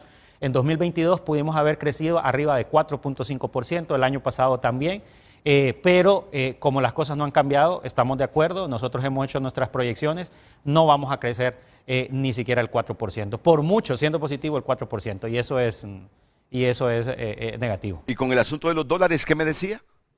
Con el tema de los dólares, en realidad no es una señal de alarma ni de preocupación, sin embargo sí es una señal de que en realidad no se aprovechó esa condición que se heredó, que no fue el resultado, aquí hay que aclarar algo, no fue el resultado de buenas políticas económicas tampoco, ¿verdad? Ese nivel excepcional de reservas que encontró el gobierno actual, sino que lo que no se ha hecho es haber aprovechado esa situación, ese nivel justamente para lo que estamos hablando, el tema de atracción de inversiones, una mejor coordinación o coordinación con el sector privado que justamente hubiese aprovechado el tema de poder incentivar justamente cambios en términos de la Cuando le hablo de los productividad del dólares, estoy sector. hablando de esas quejas de la gente para repartir las divisas, de eso le estoy hablando. Ese tema es complejo. Aquí hay un tema clave y es el tema de la incertidumbre y la confianza. ¿El nivel de incertidumbre por parte del sector empresarial se ha incrementado en los últimos años? Sí. ¿El nivel de confianza del consumidor se ha desacelerado? Sí, lo dicen los datos, nosotros lo hemos estado presentando. Sí, en el dato, sí, justamente. Y justamente aquí el tema es de las señales que se están dando. De nuevo, no hay señales claras, hay mensajes contradictorios, mientras usted tiene política, este ejemplo que acabo de dar, mientras usted tiene algunas acciones de política que le generan la oportunidad para que usted impulse la actividad económica, por el otro lado, ¿sí? Por el lado de la política fiscal, ejecución del gasto, etcétera, da el mensaje contrario, ¿no? El tema de la falta de coordinación con el sector privado no da un buen mensaje, ¿sí? Al inversor nacional ni extranjero. Y entonces esas señales las recibe y las canaliza el inversionista y el consumidor. Y por lo tanto, eso hace de que los efectos positivos que puede generar algún tipo de política, la otra la contradice. Y todo esto entonces se genera en un cóctel en el que aquellas personas que tienen la capacidad de comprar más dólares o de ahorrar en dólares o de sacar los dólares, pues ante esa incertidumbre dicen mejor efecto precaución, ¿verdad? Pues entonces mejor retiro los dólares por cualquier cosa. Y eso es lo que ha ocasionado este desfase entre oferta y demanda. Son señales que hay que leer. La reducción de las reservas internacionales son señales que hay que interpretar de qué es lo que está sintiendo el consumidor y el empresario. Correcto. Precisamente ese será el tema central cuando regresemos de la pausa. ¿Qué señal nos está enviando esa caída en las reservas? Aunque él parte de una premisa, dice que no era tan sano tener un colchón de 8 o 9 meses. No dije eso. No. Yo así se lo entendí. No, que es le escuché que dijo, no, y le escuché la palabra insano, que hasta insano era, o no lo dijo. No lo he dicho. No, lo que he mencionado es que, o sea, en una declaración ayer fue un nivel inusitado, ¿verdad? Algo a lo cual no estábamos acostumbrados. Es decir, ¿a usted le parece bien entonces que el país se proteja de esa manera teniendo reservas hasta para 9 meses de importación? Claro, se hubiese buscado aprovechar, mantener ese nivel. Por eso se lo repregunté, porque entonces escuché mal y... Pero no es una alarma el hecho de que en este momento estemos la que tengamos en 4 meses. No. Ok, eso es lo que quiero que me expliquen. Es generalmente aceptado. Sí. Una capacidad para 3 meses de importación. Generalmente las hemos tenido en 3.5. Sí, casi toda la vida. 3 meses, sí, si la hemos tenido en 3.5 está un poquito arriba del límite considerado como razonable, 3 meses de importación. Ahora, sí hay que tener mucho cuidado en el uso, sin duda alguna, de la reserva internacional. Vaya, por ejemplo, le voy a decir qué hubiese hecho yo con los $1.000 millones del Banco Central. Yo creo el Banco Nacional del Emprendedurismo y contribuyo bajo la estrategia de par y paso con los Estados Unidos para decirle, ustedes quieren menos inmigrantes en la frontera sur de los Estados Unidos, par y paso, uno y uno. Tengo 50.000 millones de lempiras, con ello yo puedo beneficiar. Mínimo 500.000 jóvenes, para que no se vayan, que era lo que usted decía, mínimo 500.000 a un promedio, ojo, de 100.000 lempiras, o máximo 1 millón de personas a un promedio de 50.000. Pues ese es el puntito que vamos a analizar. Ese es el puntito. Las tenemos en 4 meses. Es perfectamente posible. Las reservas están para 4 meses de importación. Lo normal, los he escuchado a ustedes desde hace tiempo, lo reiteran hoy, son 3.5, 3 meses. Reservas para 3 meses de importación. El asunto es que estas se alimentan de las remesas principalmente y de las exportaciones, que también se han caído. Y los Entonces, créditos internacionales, endeudamiento. Puede llegar un momento en que inclusive estemos haciendo uso de esas reservas. Aquí el licenciado Matamoros hacía referencia también a un tema que existe en Honduras y que no es marginal, es el tema de la especulación. Ok, me lo explica todo. Me lo explica todo después de la pausa, por favor.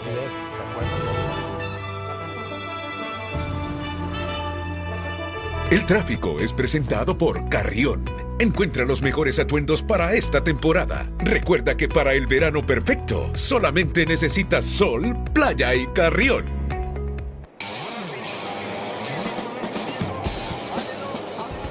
Buenos días, el tráfico vehicular a esta hora del día lo resumimos desde el anillo periférico y también en la salida a Valle de Ángeles. Aquí ha ocurrido un accidente desde las 6:30 de la mañana. Tenemos 2 tomas totalmente en vivo, repetimos, desde el anillo periférico, también a la altura de la 21 de octubre y de igual forma en la entrada de los municipios de Valle y Santa Lucía. ¿Qué es lo que ha ocurrido aquí? Pues un accidente vehicular tipo volcamiento y de igual forma tipo colisión. Hay dos carros colisionados, hay un carro que está volcado, por lo tanto los dos carriles están impidiendo que el tráfico vehicular sea bastante fluido. El tráfico vehicular inicia desde la colonia San Miguel o más atrás y finaliza donde está este accidente, así que tenga bastante en cuenta el tráfico vehicular que usted se va a encontrar a esta hora del día, donde repetimos, involucran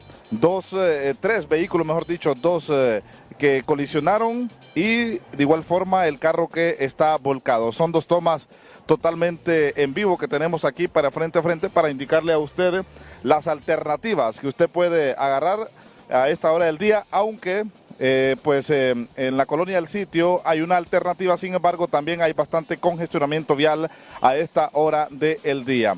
A esta hora del día entonces el tráfico vehicular, le resumimos, bastante congestionado a la altura del anillo periférico si usted va en dirección a lo que es el municipio de Valle de Ángeles y Santa Lucía. El tráfico vehicular en frente a frente. El tráfico fue presentado por Carrión. Encuentra los mejores atuendos para esta temporada. Recuerda que para el verano perfecto solamente necesitas sol, playa y Carrión.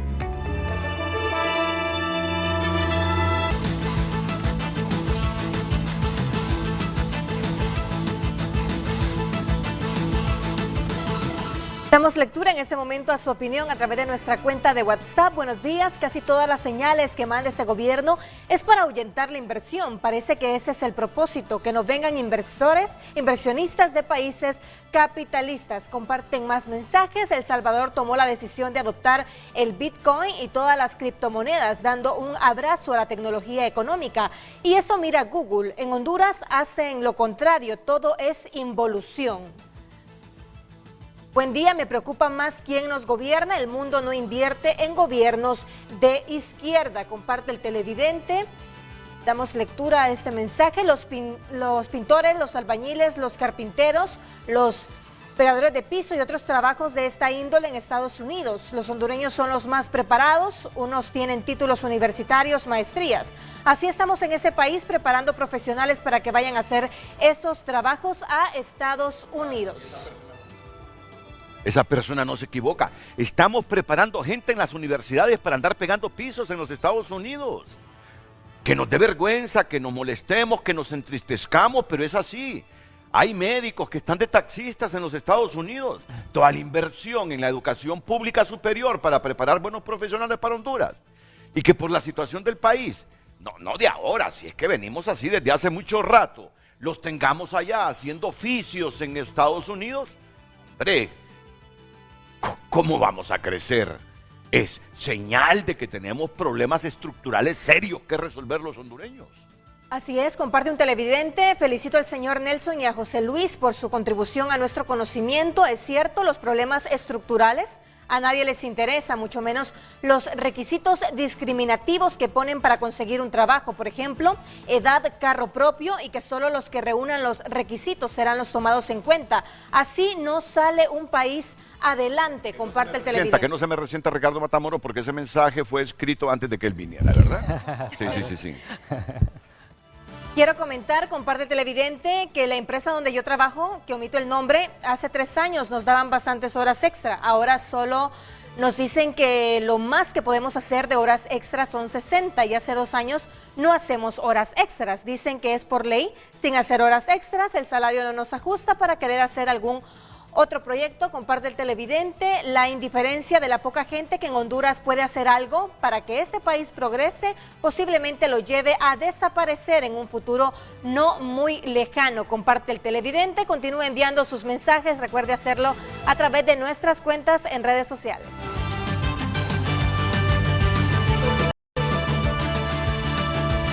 Ok, ¿saben qué? Tengo a dos funcionarios del gobierno que quieren intervenir. Yo les dije a mis invitados, sus puntos de vista aquí no tienen censura. A mí me gusta invitar gente que que no ande calculando lo que va a decir en función de no quedar mal o quedar bien. No, no. Vengan a reflejar la academia, lo que Nelson aprendió aquí en nuestra autónoma o en otros centros de educación superior, lo que aprendió siendo el presidente de los trabajadores del Banco Interamericano de Desarrollo. Ustedes saben que Nelson Ávila, mientras estuvo en Washington, fue el presidente de todos los trabajadores del BID. Este hombre que ven aquí, ¿eh? Este es un profesional subutilizado en Honduras. Subutilizado. Y aún así no se cae. Y eso me agrada de Nelson Ávila. Hay que mantenerse siempre. Ya le he dicho y se lo mantengo. Tengo hijos que lo admiran. Como sé que hay un montón de jóvenes que lo admiran. Sí. Y que lo quisieran ver encaramado ahí en esa silla presidencial. Cierto. Pero bueno, ok. José Luis es un estudioso de la economía también. Tantos años de experiencia. ¿Saben ustedes que él fue el hombre más cercano de Pepín Ascona cuando era presidente? Y él un joven. 23 años. 23 años, y Pepín Ascona tenía una tremenda confianza en José Luis Moncada. ¿Lo sabía usted? Es otro hondureño que hay que valorarlo. Y Ricardo Matamoros, yo le estaba diciendo todavía que era el director de investigación del Instituto de Ciencias Económicas de la UNAI, y no es cierto. Fallé, Carlos, por favor. Mira, es el director de investigación científica de la Universidad Nacional Autónoma de Honduras. ¿Sabe usted lo que significa que alguien llegue a ese cargo en la principal universidad pública de un país, director de investigación científica? Me gusta porque es por Hombre, mérito. Caramba. Me gusta porque es por En mérito. el pero no currículum siempre se de llega. él, eso pesa en cualquier lado del mundo. No es tan alto, diría alguien, pero no tiene pinta de ser científico. Pero en el cuerpo de ese hombre hay conocimiento, hay equilibrio, hay ciencia. Parece jovencito y no. No, sí lo es. Bueno, tengo al gerente de Hondutel, y al gerente de Hondutel, y tengo al ministro de Planificación y Estrategias del gobierno, a Ricardo Salgado, que está en Santiago de Chile. Sí, se quieren referir a todo lo que está haciendo o va a hacer el gobierno en materia de inversión. Pero eso es bueno, pues. Eso es bueno.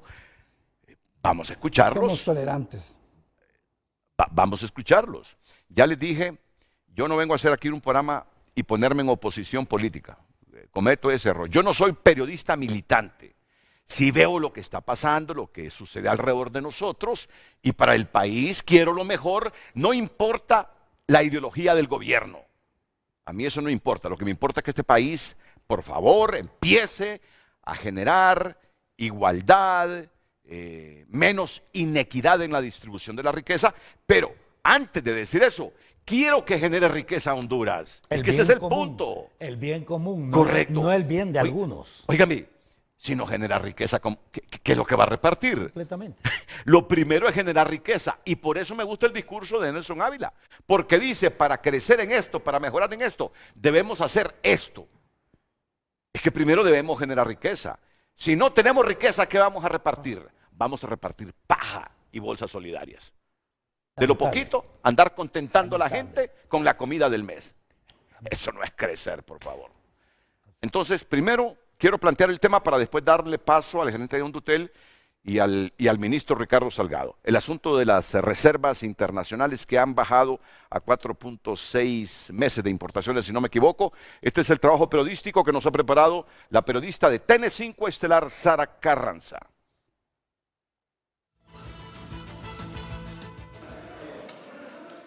Las reservas internacionales han caído en más de 1.300 millones de dólares en los últimos 2 años, pasando de cubrir 8 meses de importación a 4.6 meses. Esta imparable caída es preocupante, ya que se está poniendo en riesgo la única garantía que tiene el Estado hondureño para mantener estable la economía, importar productos básicos y dar certeza a los inversionistas. Sí, en realidad que es preocupante.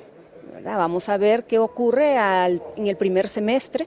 De aquí para allá pues habría que que diseñar por parte de la autoridad monetaria algunas estrategias que frenen. Es el momento de tomar decisiones, indica este economista, al explicar que el Banco Central debe priorizar el otorgamiento de los dólares a los sectores como medicamentos, combustibles y alimentos, pues de lo contrario se puede llegar a una devaluación del empira y eso tendría un efecto aún más negativo. Lo que sucede en último momento cuando hay ausencia de dólares y la banca comercial no puede suplirlos, se genera el mercado paralelo, conocido como mercado informal o mercado negro. Y este mercado negro empieza a distorsionar el tipo de cambio. Y ese tipo de cambio que se genera desde el mercado negro, quiera o no, tiene impacto también en el tipo de cambio formal que maneja el Banco Central de Honduras. Pero hay que ir más allá y comenzar por generar confianza, explica este analista, al asegurar que la incertidumbre y la especulación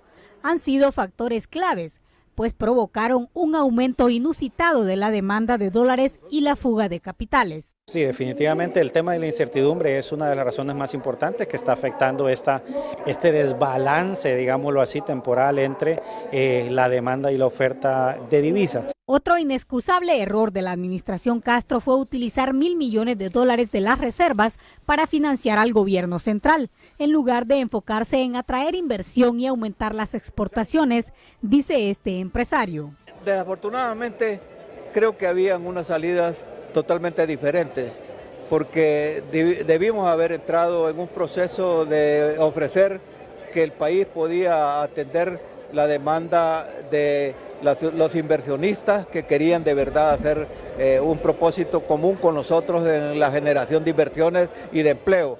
Según los expertos, los gobiernos han estado muy cómodos, sin preocuparse por impulsar los sectores productivos y dependiendo de las remesas que este año están disminuyendo.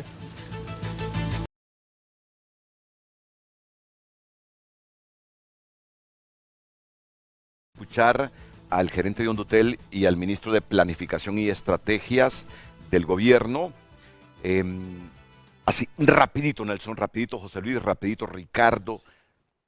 El punto toral del asunto de las reservas, que hayan bajado a 4.6, ¿no debe preocupar? No es preocupante. Okay. Lo que sí es preocupante es el manejo que se ha hecho y que debería hacerse de las divisas. Eso es diferente. Pero para los efectos de poder financiar las importaciones, no, como dije, internacionalmente o técnicamente ha aceptado una relación divisas, 3 meses de importación. ¿A usted levantó la mano? No, completamente de acuerdo. Ahí, en todo caso, lo que ha faltado es de repente un uso más creativo, si lo queremos ver así, de los niveles. En su momento surgieron varias... a ver, porque aquí hay que aclarar algo. Tampoco se trata de solamente tener reservas porque sí, ¿verdad? Y tener ahí el dinero ganando unas tasas de interés allá en bonos, por ejemplo, del Tesoro de Estados Unidos, bajísimas, sino que se pudo haber utilizado en su momento, por ejemplo, desde la universidad y desde otros sectores también, se propusieron ideas como, por ejemplo, utilizarlas para poder apalancarse y poder acceder, por ejemplo, a financiamiento barato usando las reservas como garantía sin tocarlas. Eso perfectamente se pudo haber hecho con 1.000 millones, 2.000 millones, y eso pudo haber permitido acceder a esos mismos valores, ¿verdad? Unos 1.000, hasta 1.500 millones a tasas de 1 o 2%. O sea, vamos a eso, ¿no? Justamente a que era una oportunidad, se encontró con un nivel sumamente alto que se podía constituir en una oportunidad justamente para impulsar obviamente sectores productivos como el sector agropecuario, manufactura, sector microempresario, etcétera. No pudo haberse hecho de esa manera. Pero insistimos, en realidad el nivel, pues básicamente ya perdimos ya esa ventana de oportunidad, porque al estar en 4.5, 4.6 ya no podemos entonces, no tenemos ese mismo margen de maniobra. José Luis Moncada. Yo creo que a mí sí me preocupa, porque si el gobierno recibió esa condición, para mí la tuvo que haber mantenido. Y ese es el resultado de algunas otras decisiones en política monetaria, en política de cambio, en política fiscal, que de una u otra manera tienen una relación a la falta de lo que es una coordinación de un gabinete económico que pueda manejar los indicadores que tenía positivos, mantenerlos y mejorarlos, y lo que estaban abajo, subirlos. Pero en este caso vemos lo contrario. Entonces, si siguen la misma línea de rascar las reservas internacionales para solventar ciertas cosas que no ha podido solucionar por otro lado, a mí sí me preocupa. Bueno, la pregunta fue si preocupa. No me preocupa. ¿A él le preocupa, a usted no? Perfecto, no. A mí no me preocupa el hecho porque el nivel es superior al promedio normalmente aceptado. Y la pregunta es sobre las reservas con relación a las importaciones. Lo entiendo. Ahora, luego dije yo, pero lo que sí es adecuado es el análisis sobre la administración de esos recursos que se ha hecho y segundo, sobre las mismas estrategias para la administración a futuro de esos mismos recursos. O sea, estoy planteando... ¿Qué repercusiones ha tenido haber sacado todas esas reservas hacia donde fueron orientadas? Es decir, ¿qué beneficio le ha hecho a Honduras? Bueno, yo veo que... Hemos pagado servicio de deuda, hay que reconocerlo. Sí, o sea, es utilizar parte de las reservas sobre la base de préstamos con el Banco Central para pagar deudas. Y eso no siempre es la mejor decisión, ¿me explico? Okay. Y es lo que, para mí, yo lo hubiese orientado hacia lo que dije, la reducción de la pobreza a través Nelson, pero si no tenés dinero para pagar esa deuda pública, hay que hacerlo mediante el apalancamiento. Yo perfectamente mantengo las reservas internacionales, pero las uso precisamente como una estrategia colchón y obtengo créditos de largo plazo. 4.5 millones de hondureños no entendimos cuando yo pregunté, Nelson, pero si esas reservas se han utilizado para pagar servicio de deuda, ¿de dónde vamos a pagar entonces? Nelson me salió con el apalancamiento, ahí nos quedamos. Casi 5 millones en Marte, que no entendimos. Cuando dice apalancamiento, ¿a qué se refiere? Es utilizar las mismas reservas, para que nos entendamos, como un colchón financiero mediante el cual yo puedo obtener otros recursos de deuda, sin duda alguna, a tasas inferiores y yo mantengo las reservas internacionales. Como garantía. Como garantía. Sí. Entonces usted pudo haber agarrado 1.000 millones, 2.000 millones de dólares, hace por medio de un instrumento con banco, voy a decir, BESIE, aún en la misma negociación con CAF, etcétera. Sí. Y entonces usted dice, le dejo esto como garantía, ¿verdad? Y usted me presta 1.500 millones a una tasa de 2%, por ejemplo. Baja el nivel no baja el nivel de reserva porque usted no ha perdido el dinero y obtiene más reserva porque obtiene 1.000 millones más. Perfectamente se puede haber hecho. Sí. Pero no para reservas, sino que para colocarlos correcto. Le aumenta las reservas y lo coloca. El impacto entonces, es altamente positivo. Sí.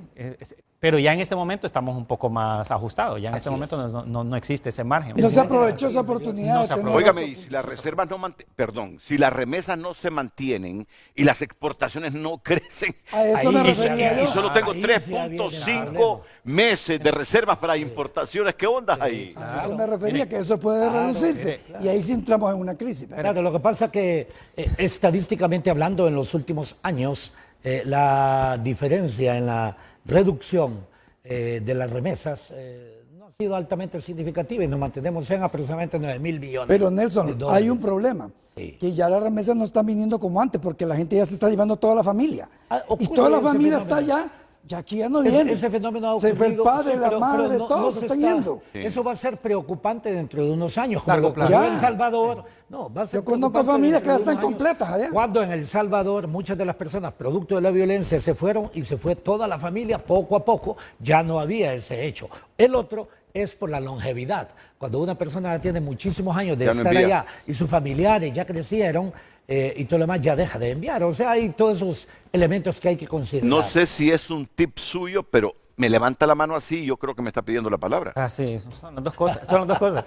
A ver, no, miren, aquí hay un tema que en realidad me estoy acordando de cuando estaba estudiando la licenciatura en economía. El problema, aquí lo que ha ocurrido con las remesas es que ha alargado un eventual punto de crisis en términos de divisas que nosotros hubiésemos llegado, si no hubiera sido por remesas, hace 20 años, ¿verdad? Y es el tema de, sencillamente, nosotros ocupamos divisa para poder comprar todo lo importado, ¿verdad? Todo lo que nosotros no producimos. Eso es un serio problema. Y el puro balance aquí es que tenemos que vender al menos lo suficiente para poder cubrir esa divisa. Obvio, claro. Entonces, esa crisis la tuvimos que haber tenido en el sentido en el cual lo que vendemos no ajusta para poder comprar lo que necesitamos hace 20 años. Y las remesas lo que han estado haciendo es nos han estado alargando y nos han Sosteniendo, estado sosteniendo en sí. el tiempo. Entonces, el problema sigue siendo, y aquí quiero aclarar algo, ¿verdad?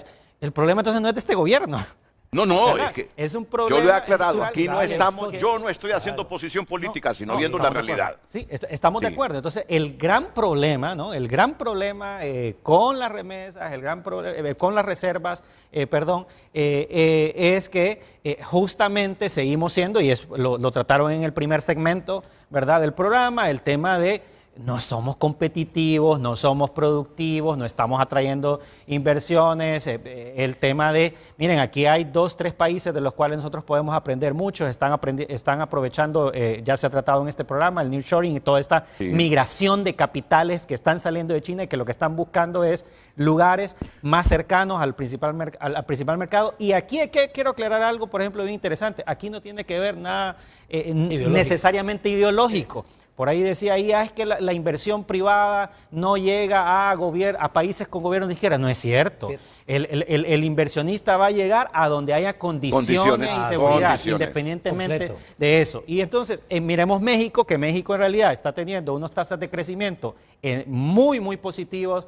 De hecho, muchos de los hondureños que están mirando, que se están quedando en México, justamente es porque están encontrando mejores condiciones en México, no las de Estados Unidos, pero sí mejores condiciones que las que hay, se están quedando Y aumentó la en México. inversión en México a pesar de la revaluación monetaria. Exacto, que hizo. y que a pesar de que el gobierno es de izquierda, etcétera. O sea, en realidad esto tiene que ver con las señales que se dan justamente a la inversión. Miren, yo les digo algo. Ya se está cumpliendo el sexenio de AMLO, de Andrés Manuel López Obrador. México va a una transición democrática de alternabilidad en el poder. Salió AMLO y México no se volvió un Corea del Norte. México no se volvió ningún país comunista dogmático. Sacó 8 millones de la pobreza. Yo digo, si así mantuviésemos la alternancia derecha-izquierda, como lo que ha pasado en México, sí, que ese es de izquierda, que ese es un comunista.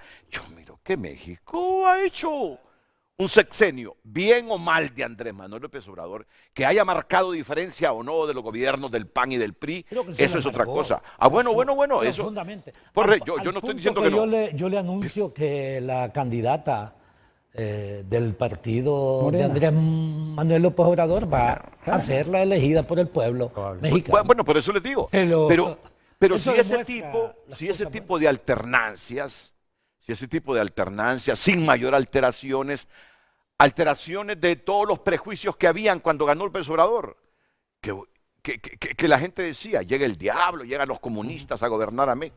Yo miro que México ha transcurrido Y ha sacado 8 defendiendo millones, su institucionalidad y su sistema ha democrático. sacado 8 millones de la pobreza. Si ha mejorado o no a México, queda en el debate. Aquí me dice José Luis, de derecha, que ha sacado a 8 millones de la pobreza, bien por Andrés Manuel López Obrador, y viene... Mucho mejor por el pueblo mexicano. Y por el pueblo mexicano, vienen las elecciones, si la derecha gana bien, si la izquierda gana bien, es el pueblo que juzga los gobiernos. Ok, solo permítanme. Hoy sí, esta pausa, antes de que intervenga el ministro Ricardo Salgado, y además de Ricardo Salgado, va a intervenir en frente a frente el gerente de Hondutel, José Antonio Morales. José Antonio Morales desde Tegucigalpa y Ricardo Salgado desde Santiago de Chile. Atentos.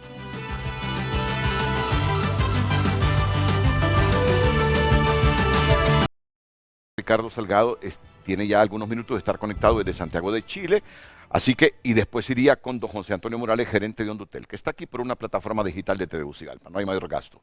Ministro de Planificación y Estrategia Presidencial, don Ricardo Salgado, que está en una actividad oficial del Estado de Honduras en Santiago de Chile. Bienvenido, buenos días, es un placer escucharle. Ricardo. Bueno, aprovechemos los segunditos mientras Ricardo activa ahí su comunicación. Voy con el gerente de Hondutel, don José Antonio Morales. Señor gerente, bienvenido, buenos días.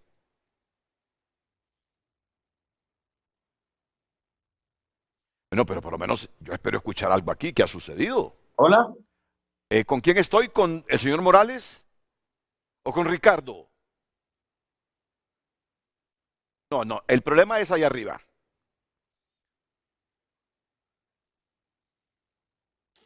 Espérenme unos segunditos. y tolérenme la reacción. No, no se preocupen, no estoy enojado. Que me gustan que las cosas sean así, rápidas, sí.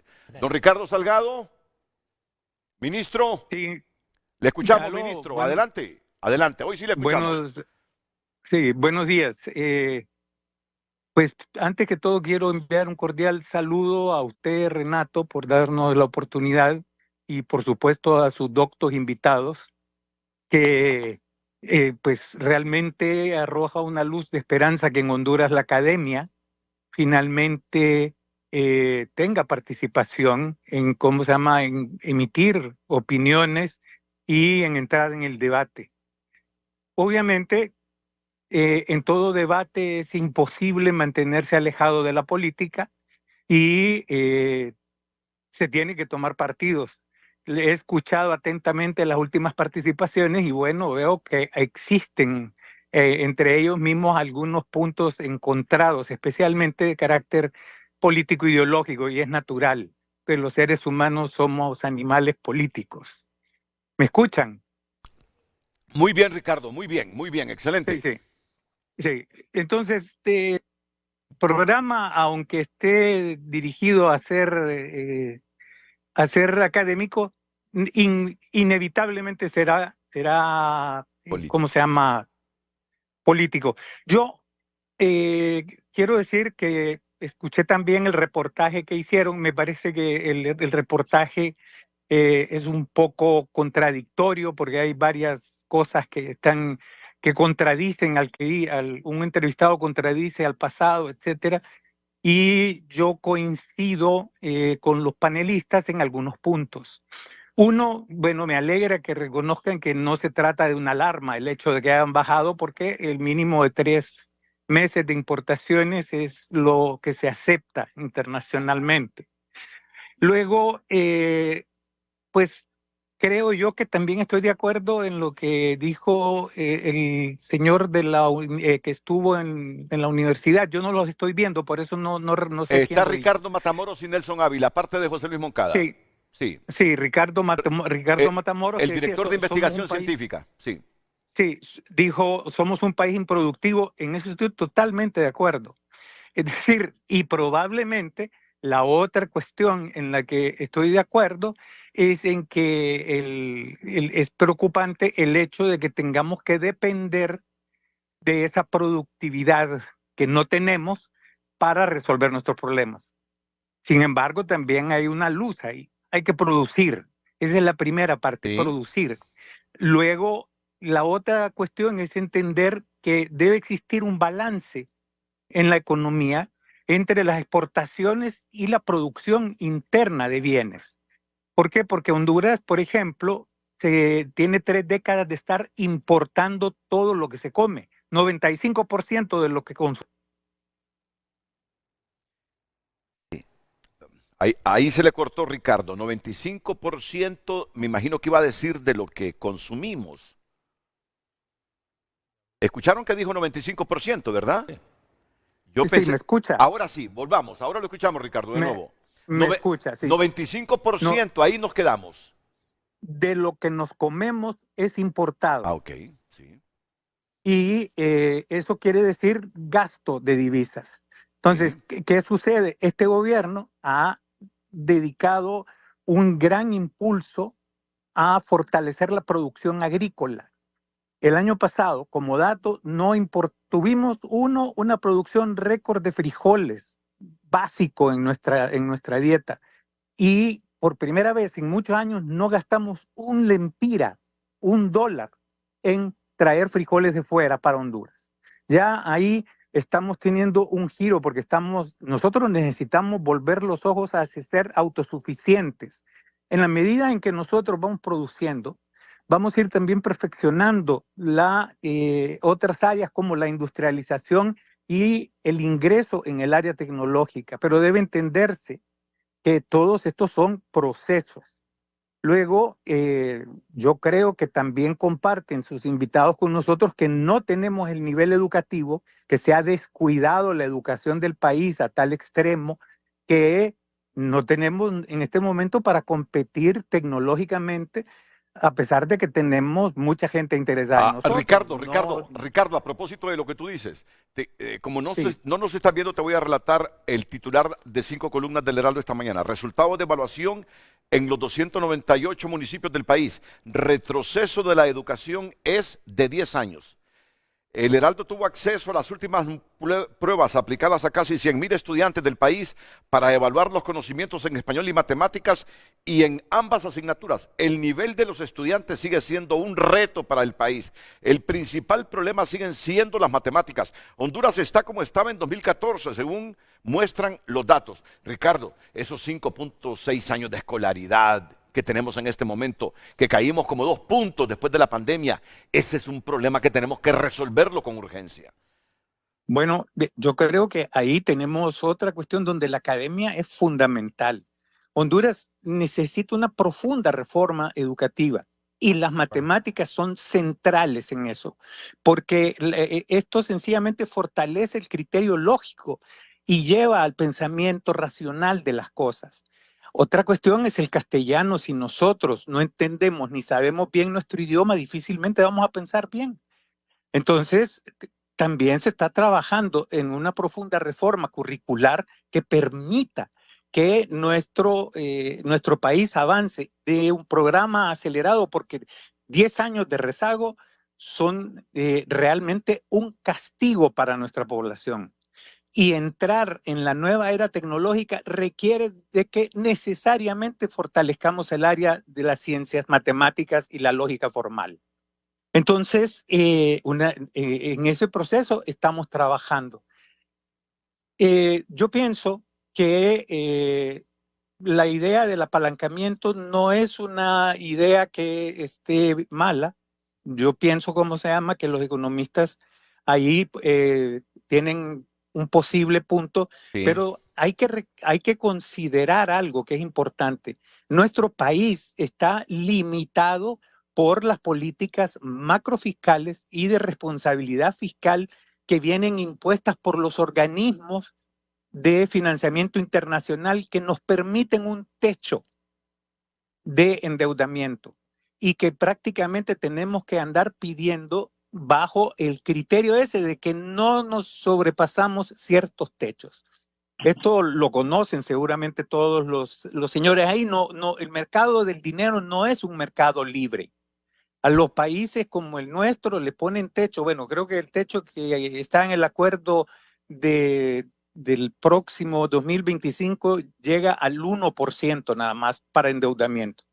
Entonces, lo que se está haciendo ahora, yo pienso, ¿cómo se llama?, es trabajando intensamente en las cosas que ya hicieron otros, incluido Estados Unidos, incluido China, que es el trabajo infraestructural. Se está poniendo un gran esfuerzo en las carreteras. ¿Por qué? Porque por esa vía se generan puestos de trabajo, por esa vía se generan también oportunidades en corredor turístico. Hay programas más ambiciosos que durarán más tiempo, como el caso del tren interoceánico. Pero mientras tanto, tenemos gente que creo que ASJ tenía ayer en las noticias una estadística de 6 de cada 10 hondureños están en pobreza. O sea, están mal. Entonces, muchas de estas personas pasan hambre. Hay que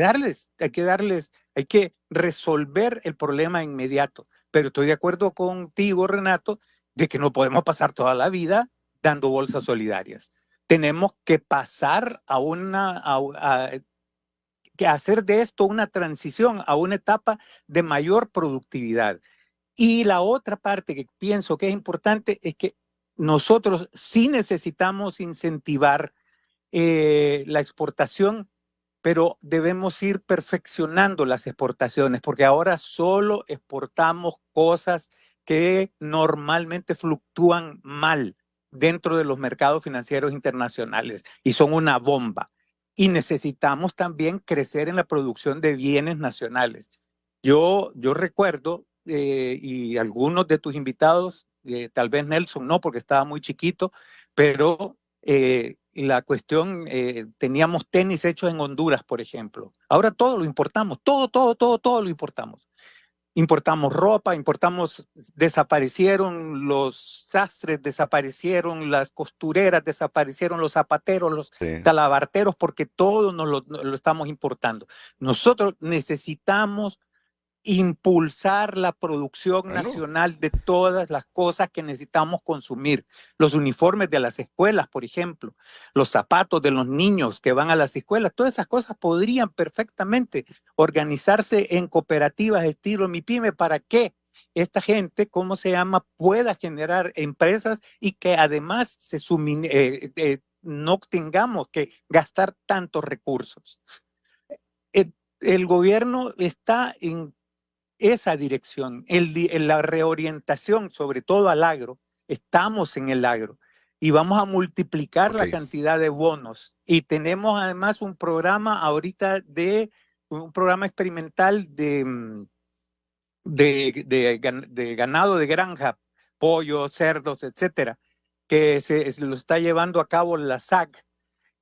Con el éxito de esos, vamos finalmente a derrotar para siempre la escasez de huevos, por ejemplo, porque es un programa un programa que decididamente sustituye o resuelve ese problema. Ricardo, y cuando regreses de Santiago, nos sentamos aquí en frente a frente con diversos sectores a analizar lo que nos estás diciendo, que nos parece sumamente importante.